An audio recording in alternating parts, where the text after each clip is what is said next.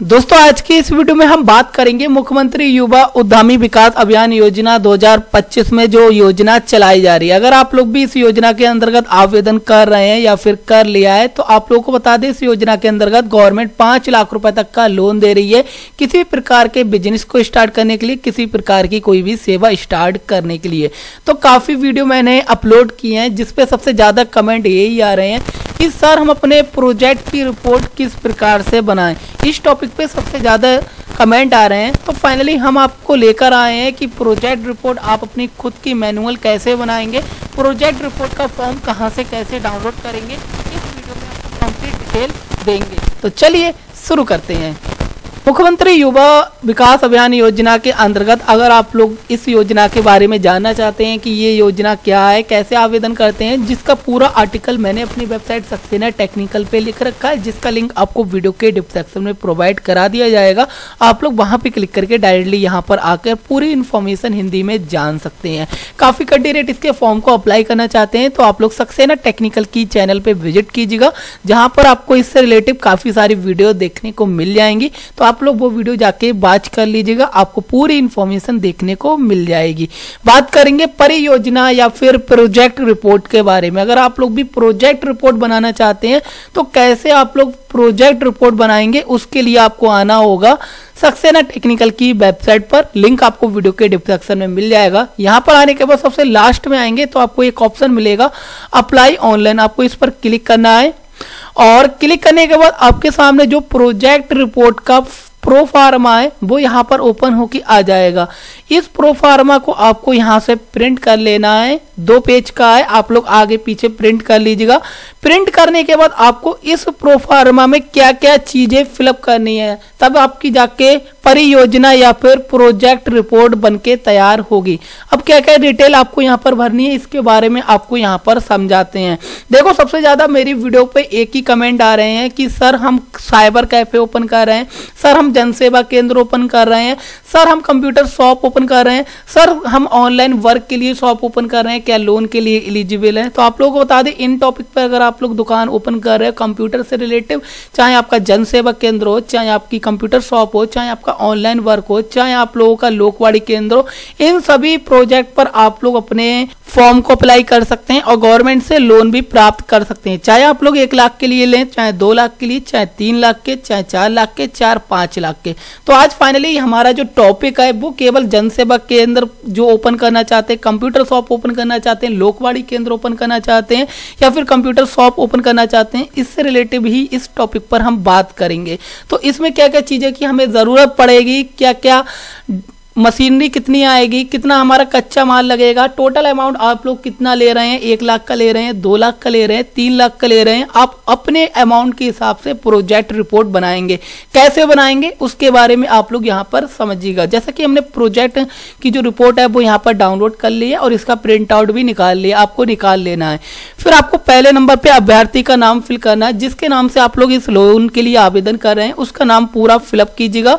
दूसरे नंबर पे उसके पिता या फिर पति का नाम आप लोगों को फिल करना है। तीसरे नंबर पे उसकी जन्म तिथि जैसा कि उसके डॉक्यूमेंट आधार कार्ड पे दी हो।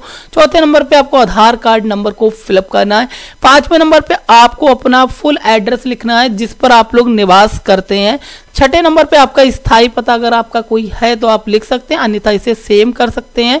7वें नंबर पे आपको परियोजना का कार्य का पता आपको लिखना है, यानी आप अपनी जिस जगह अपना कैफे ओपन करना चाहते हैं या फिर आपका ओपन है उस योजना का, उस जगह का आपको पूरा एड्रेस यहाँ पे लिखना है। इसके बाद आपको परियोजना का कार्य का नाम लिखना है कि आप किस काम के लिए लोन ले रहे हैं। तो आपका जो भी है जनसेवा केंद्र, लोकवाड़ी केंद्र या फिर कंप्यूटर शॉप या फिर साइबर कैफे, तो वो आप लोग यहाँ पर लिख सकते हैं। इसके बाद थोड़ा नीचे आएंगे तो यहाँ पर कैपिटल पूंजी, निर्धारित पूंजी का एक ऑप्शन मिलेगा और यहाँ पर आपको मशीनरी की डिटेल आपको लिखनी पड़ेगी। अब आप लोगों को बता दें मशीनरी क्या होती है। जैसा कि अगर आप लोग जनसेवा केंद्र, लोकवाड़ी केंद्र या फिर सीएससी केंद्र, कोई सा केंद्र ओपन कर रहे हैं कंप्यूटर शॉप के लिए, तो आपको मशीनरी में क्या क्या चीजें जरूरत पड़ेंगी वो सारी डिटेल आपको यहाँ पर लिखनी है। पहले नंबर पे आपकी जो भी जनसेवा केंद्र ओपन कर रहे हैं उनके लिए मशीनरी में पहले नंबर पे आप कंप्यूटर लिखिएगा या फिर लैपटॉप लिखिएगा। अगर आप लोगों के पास इनकी रिक्वायरमेंट है तो आप लोग यहाँ पर लिख सकते हैं। हम यहाँ पे कंप्यूटर लिखेंगे तो कंप्यूटर की जो कीमत है वो यहाँ पर समथिंग कंप्यूटर लेंगे तो 20,000 रुपये तक का आपको बहुत अच्छा 20 से 25,000 रुपये का विद मॉनिटर का मिल जाएगा। लैपटॉप लेंगे तो दोस्तों आप लोगों को नया लैपटॉप 40,000 से 50,000 की रेंज में काफ़ी अच्छा जनसेवा केंद्र के लिए हैवी ड्यूटी में आपको मिल जाएगा। तो आप अपने हिसाब से यहाँ पे कंप्यूटर भी कर सकते हैं, चाहे आप लोग लैपटॉप भी कर सकते हैं। इसके बाद आपसे पूछा जा रहा है कि आप लोग जो कंप्यूटर या फिर लैपटॉप लेना चाहते हैं कितनी संख्याओं में लेना चाहते हैं, 1 लेना चाहते हैं, 2 लेना चाहते हैं। अब हम फॉर एग्जांपल यहाँ पर पहला में एक कंप्यूटर सेट लगाएंगे तो हम यहाँ पर एक कंप्यूटर लिखेंगे, कीमत उसकी लिख लेंगे 25,000 रुपये, काफ़ी अच्छा 25,000 में मिल जाएगा। संख्या लिखेंगे हम यहाँ पर 1, अगर आपको 2 कंप्यूटर की रिक्वायरमेंट है तो आप लोग यहाँ पर 2 कंप्यूटर कर सकते हैं। एक कंप्यूटर की जो टोटल धनराशि है वो यहाँ पर लिख देंगे। अगर आपने 2 संख्या में कंप्यूटर लिखे हैं तो आप लोग यहाँ पर उसकी डबल कर देंगे, यानी 25,000 का एक कंप्यूटर मिलाए, दोनों को मिला के 50,000 रुपये हमारे कंप्यूटर पे खर्च किए जाएंगे।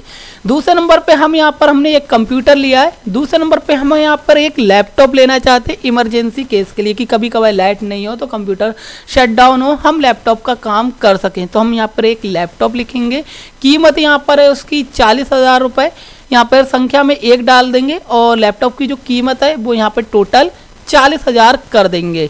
और इसके बाद हम यहाँ पे थर्ड नंबर पे फिलअप करेंगे एक प्रिंटर आप लोग चाहें तो फोटो कॉपी वाला ले सकते हैं या फिर ऑल इन वन ले सकते हैं। तो आप लोग यहाँ पर एक प्रिंटर लिखेंगे, कीमत अगर आप लोग ऑल इन वन लेते हैं तो 12,000 रुपये में काफ़ी अच्छा प्रिंटर मिल जाएगा।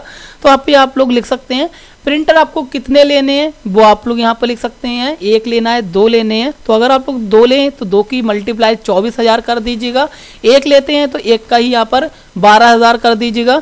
इसके अलावा अगर आप लोग कोई अदर कोई चीज़ लेना चाहते हैं जैसा कि लेमिनेशन मशीन है या फिर इन्वर्टर है या फिर इसके अलावा कोई अदर चीज़ आपको रिक्वायरमेंट है, पीवीसी कार्ड प्रिंटर मशीन है या फिर टी शर्ट प्रिंट करने की मशीन है, जो भी आप लोग लेना चाहते हैं वो आप लोग यहाँ पर लिख सकते हैं, कोई दिक्कत यहाँ पर नहीं है। यहाँ पर आप लोगों को मशीनरी की जो भी पूंजी है वो आपको यहाँ पर टोटल धनराशि करनी पड़ेगी कि आपकी टोटल धनराशि कितनी है। आप लोगों को बता दें जो भी आपकी निर्धारित पूंजी कैपिटल पूंजी जिसे बोलेंगे, जो कि आपकी मशीनरी पूंजी, अगर आप लोग 1 लाख की मशीन लेते हैं या फिर 2 लाख की लेते हैं तो वो मशीन की जो वैल्यू है जो आपकी बन के आएगी उसका आपकी मशीन के लिए ही चेक जाएगा। इसका आपको यहाँ पे ध्यान रखना है, जितना भी अमाउंट की आप लोग मशीन परचेस करेंगे उतने ही अमाउंट का आपको चेक मिलेगा, मशीनरी का आपको कैश अकाउंट में आपके नहीं मिलेगा। इसका आपको यहाँ पर ध्यान रखना है।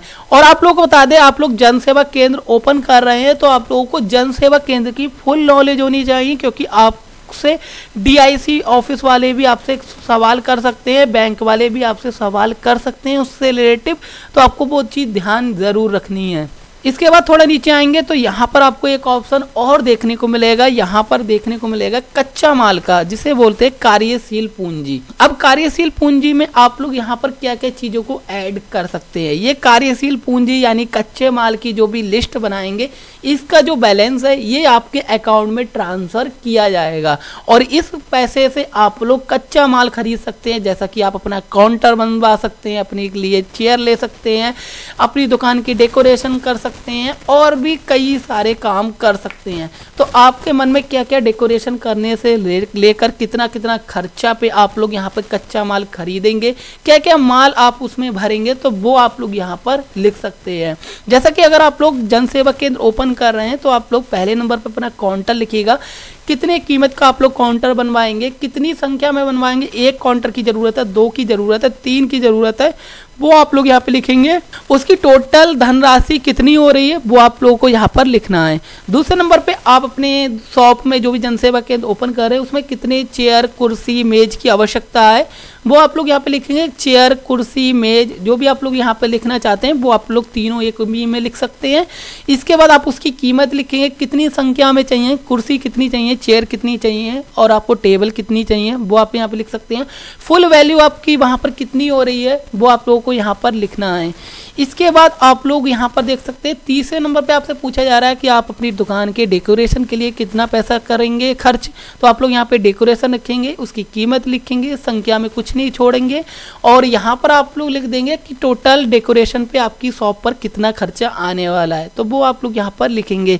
इसके अलावा कोई खर्चा हो जो मुझसे छूट गया हो तो वो आप लोग यहाँ पर लिख सकते हैं, जैसा कि पेपर का खर्चा है, लेमिनेशन की शीट लाने का खर्चा है, इंक खरीदने का खर्चा है, या फिर इससे रिलेटिव जो भी ऑप्शन आपको चाहिए वो आप लोग यहाँ पर लिख सकते हैं। कितनी कीमत की है, कितनी संख्या में आप लोग पेपर खरीदना चाहेंगे, कितनी वैल्यू आएगी, ये सारी डिटेल आप लोग यहाँ पर लिख सकते हैं। कच्चे माल की जो भी आपकी धनराशि यहाँ पर आपने जो भी लिखी है वो यहाँ पर आप लोग टोटल करके लिख दीजिएगा। फॉर एग्जांपल हम यहाँ पर 2 लाख रुपए की मशीनरी ले रहे हैं और यहाँ पर 1.5 लाख रुपए तक का कच्चा माल ले रहे हैं। फॉर एग्जांपल अगर आपको यहाँ पर जनसेवा केंद्र, लोकवाणी केंद्र के लिए सबसे ज़्यादा कैश की भी महत्वपूर्ण जानकारी होती है। अगर आप लोग मिनी ब्रांच ओपन कर रहे हैं या फिर आप लोग किसी प्राइवेट आईडी से पैसे को विड्रॉल करेंगे तो भी आप लोग यहाँ पर अपना कैश भी लिख सकते हैं, चाहे आपको 1 लाख की ज़रूरत हो, चाहे आपको 1.5 लाख रुपए की कैश में ज़रूरत हो, तो वो आप लोग यहाँ पर लिख सकते हैं, कोई दिक्कत नहीं है। लेकिन आप लोग ये दिखा दीजिएगा कि जो पैसे है वो आप लोग बैंकिंग के लिए आप लोग यूज़ करेंगे। ये चीज़ आप लोग यहाँ पर दिखा के अपना कैश के लिए भी यहाँ पर ले सकते हैं। तो हमने यहाँ पर मशीनरी में 2 लाख रुपए लगाए हैं और 3 लाख रुपए का कच्चा माल यहाँ पर दिखाया है। तो इस तरह से आप लोग यहाँ पर रिपोर्ट को तैयार करेंगे।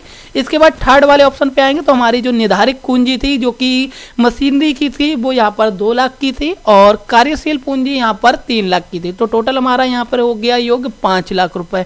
अगर आपने कार्यशील पूंजी जो भी आपकी है वो यहाँ पर 1 लाख रुपए रखी है, मशीन की निर्धारित पूंजी यहाँ पर 50,000 रखी है, तो आपका जो लोन है वो यहाँ पर 1.5 लाख का हो जाएगा। तो आप लोगों के ऊपर डिपेंड करता है कि आप लोन 1 लाख का लेते हैं, 1.5 का लेते हैं, 2 का लेते हैं, 5 का लेते हैं या फिर 4 का लेते हैं। अपने हिसाब से यहाँ पर अपनी वैल्यू जो भी आपको रिक्वायरमेंट हो उनको यहाँ पर फिल करके उनकी प्रोजेक्ट रिपोर्ट तैयार कीजिएगा और उनके प्रोजेक्ट रिपोर्ट तैयार होने के बाद आप लोग इसी प्रोजेक्ट के हिसाब से अपने फॉर्म को फिल कीजिएगा और इसी प्रोजेक्ट के हिसाब से आप अपने प्रोजेक्ट रिपोर्ट को अपलोड कीजिएगा। और आप लोगों के जो भी डीआईसी ऑफिस वाले अगर आपसे बात करते हैं फ़ोन पर तो आप लोग इसी परियोजना के प्रोजेक्ट के हिसाब से आप लोग बता सकते हैं कि सर हमें ये चीज़ें की रिक्वायरमेंट है, जनसेवा केंद्र खोलने के लिए हमें ये चीज़ों की ज़रूरत पड़ेगी, इसमें ये तरीके के हम काम कर सकते हैं। आपको फुल नॉलेज होनी चाहिए क्योंकि आपसे क्वेश्चन 100% पूछे जाएंगे, चाहे आपसे डीआईसी वाले पूछ सकते हैं, चाहे आपसे बैंक वाले यहाँ पर पूछ सकते हैं। तो इसका आपको यहाँ पर ध्यान रखना है। प्रोजेक्ट रिपोर्ट बनकर तैयार हो चुकी है जनसेवा केंद्र वालों, लोकवाणी केंद्र वालों के लिए। बाकी अगर आप लोग किसी अदर प्रकार की शॉप ओपन करना चाहते हैं और उससे रिलेटेड मुझसे प्रोजेक्ट रिपोर्ट के बारे में फुल नॉलेज लेना चाहते हैं या फिर आप लोग इसके आधारित पे ही आप लोग समझ सकते हैं कि हमें क्या क्या चीज़ों की रिक्वायरमेंट होने वाली है उस ऑप्शन को खोलने के लिए, तो सारी डिटेल आप लोग समझ चुके हैं। बाकी अगर आप लोगों को रिलेटिव बाकी आप लोग के मन में और भी क्वेश्चन है मुख्यमंत्री युवा उद्यमी योजना के अंतर्गत तो नीचे कमेंट करके ज़रूर प्रस्ताव दीजिएगा। हम आपको 100% वीडियो बनाने की कोशिश करेंगे। बाकी मिलते हैं एक नई वीडियो में नए टॉपिक के साथ, तब तक के लिए बाय बाय।